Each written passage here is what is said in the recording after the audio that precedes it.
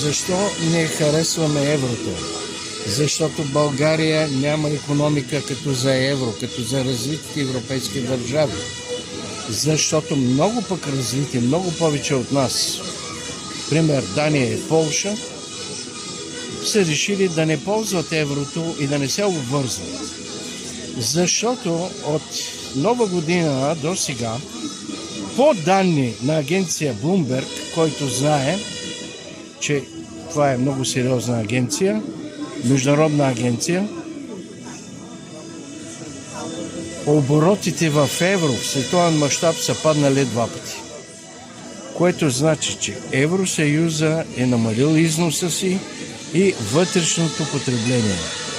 Ние къде отиваме към нещо, което си личи, че катастрофира? Къде отиваме към нещо, което Германия се чуди как да излезе? Къде отиваме, където могъща Франция е потънала в дългове? Ние нямаме ли си проблемите, трябва да отиваме в проблемно, разпадащо се, губещо евро. Плюс това финансово и политически не е доброто нещо. Това не е валутата на една държава. Това е валута на държави с различен менталитет, с различни хора, с различен начин на мислене, с различен начин на производство. Всяка страна има свои особености. Не можем да сравним гръцките южни острови с викингите в Северна Европа. Съвсем различен менталитет. Не ни е мястото там.